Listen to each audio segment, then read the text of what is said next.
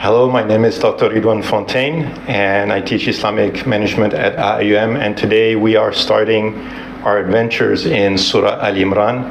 I'm very excited about this. So, like always, we'll start by trying to understand the structure of the whole surah. And before we do that, very quickly, what is the main theme? Well, one of the main themes of Surah Al Imran is answering the question, why do bad things happen? And the short answer is, we are not given that much information, but we are told this is part of Allah's wisdom and justice. So just accept it and submit yourself to Allah's qadar. Okay, so there are 5 parts to this surah. The first part is an introduction. Allah subhanahu wa ta'ala describes himself as the one who gives life and death, and he is the most wise, he is the most just. So that's kind of setting the scene.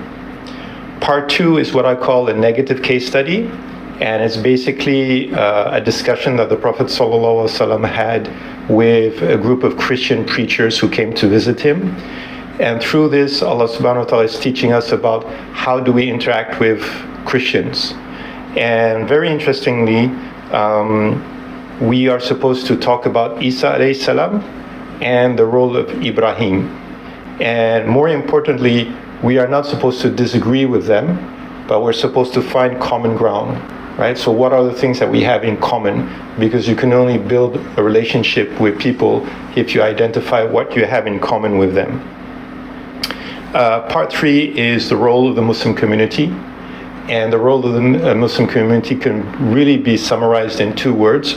First of all, we need to worship Allah. Secondly, we are here to help humanity. Right?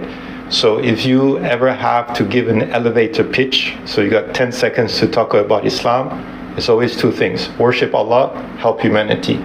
Worship Allah, help humanity. It always comes back to these 2 principles. Okay, then part 4 is a positive case study, and this is the case study of the Battle of Uhud. And this is a very interesting case study because basically, from a worldly perspective, it looks like the Muslims have failed. Okay, but even though they have failed, they came closer to Allah. So in this section of the surah, Allah is redefining success and failure, and basically saying, don't worry about the outcomes. If you fail or succeed in this dunya, that's not really what matters. What matters is whether or not you come closer to Allah. So you can have what looks like a failure in this world, but actually, because you are coming closer to Allah, it is really a success.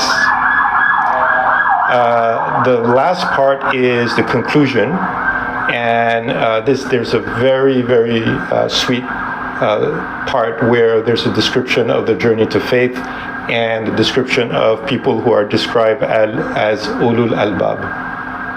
Okay, so 5 parts, in many ways very similar to Surah Al-Baqarah. There's a lot of similarities and a few differences. For me, when I started getting into Surah Al-Imran, I was lost in the detail. It's actually 200 ayat. It's quite a long surah, and after a while, I kind of lost track of what was going on. But I realized that the key word is to understand the Battle of Uhud. And Numan Ali Khan, when I was listening to his explanations, he said, we all have experienced Uhud for ourselves. In other words, there's a historical reality to the Battle of Uhud, but it's also a metaphor. We try things in our lives. We put all our heart and our energy in trying to do something, and it doesn't work. It doesn't matter. As long as you are getting closer to Allah, it is still a victory. And so that's kind of redefining our understanding of success and failure. Okay, so we'll start talking about that in more detail in the next video. Thank you very much. Assalamualaikum warahmatullahi wabarakatuh.